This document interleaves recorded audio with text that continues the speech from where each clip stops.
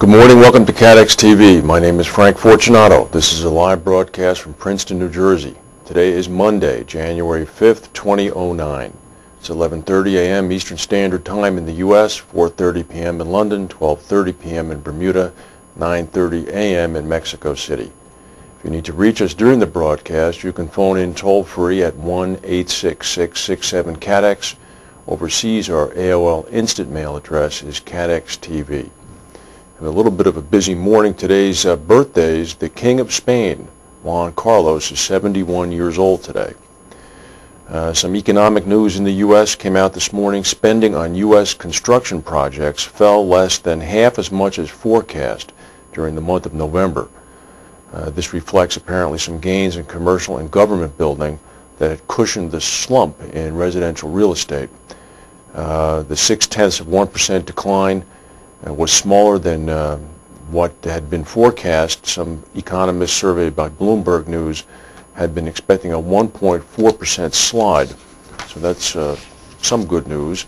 There's also some good news. Last evening, President-elect Barack Obama arrived in Washington, D.C. He and his family are staying at a suite at the Hay Adams Hotel across from the White House on Lafayette Square. President-elect Obama has begun to release some details about his tax plan. In fact, he's meeting right now with congressional leadership talking about the plan. The New York Times is reporting that the tax plan will include, this is the recovery plan, will include some $300 billion in tax cuts right off the bat, with possibly as much as $775 billion in construction projects, stimulus packages. So the U.S. dollar has been rising dramatically on the foreign exchange this morning on this news. The stock market is a little bit choppy. It's down about 65 points. And finally, if you are in Paris, you know this already, there has been a rare snowstorm in Paris of approximately 4 inches. It has brought some problems to traffic. Charles de Gaulle Airport has had some sporadic flight cancellations, but the reason I'm bringing this up is that it has forced the closure of the Eiffel Tower. And the Eiffel Tower, of course, is all steel and has become very slippery. And according to the Eiffel Tower press people, quote, "We can't put down salt because the tower is metallic.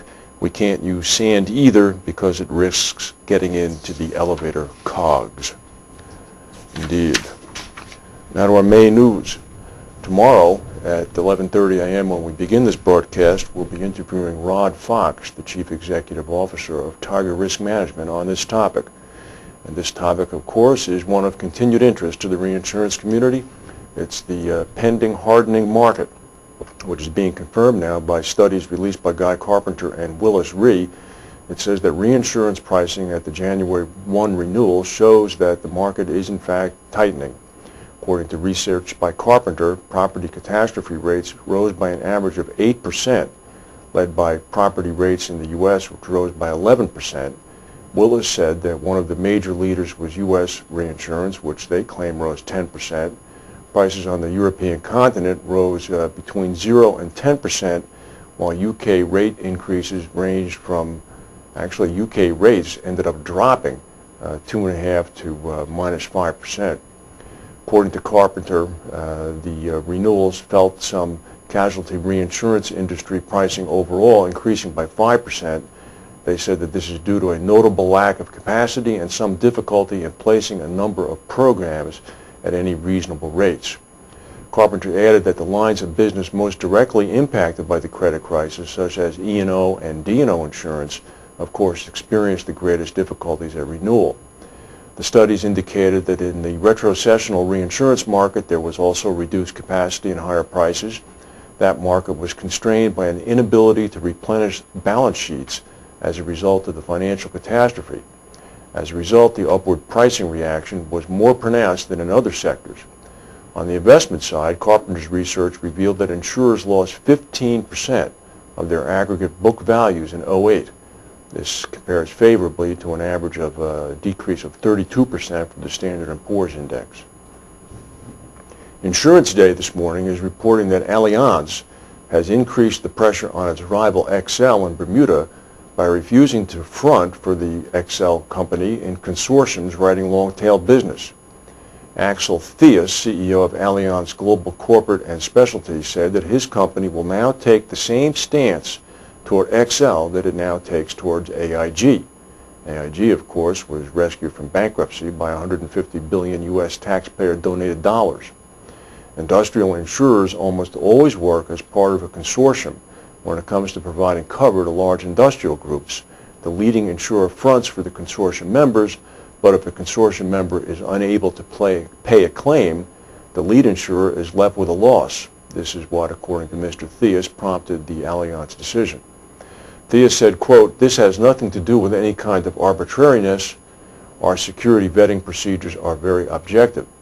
Mr. Theus said that other competitors to XL have taken the same position, but then he went on to note that, quote, "XL is by no means a bad insurer."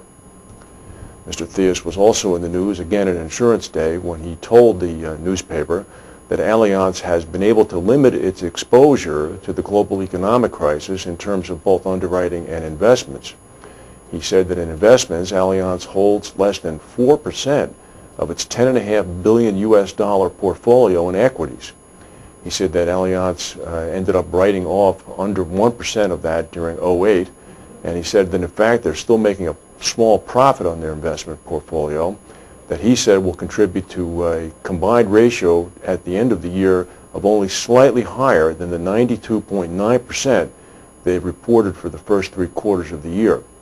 Mr. Theus went on to say that Allianz is not at all worried about the company's high exposure to the Siemens scandal on the directors and officer coverage as a result of the bribery scandal, because he said, quote, "All of that is covered by a degree of reinsurance." More importantly, Mr. Theus said Allianz has no D&O cover for any U.S. financial institution. That's what he should be really happy about. Now to some seismic news. A few hours ago, a strong earthquake shook northeastern Afghanistan and Pakistan, sending people running from their homes, but there was no immediate reports of damage. The 6.0 quake hit at about 3:43 a.m. this morning local time, about 170 miles north of Kabul.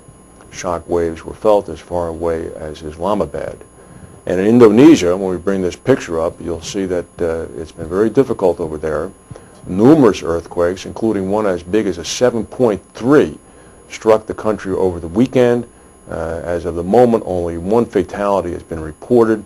There were a number of tsunami alerts, but apparently all that ended up were a small trickle of small waves that hit both Japan, Australia, and some parts of the Indonesian archipelago. The stock market is still choppy. It's down about 65, so it's moved about 1 point in our first segment. We'll go to a word from our sponsors and come back with the rest of the news.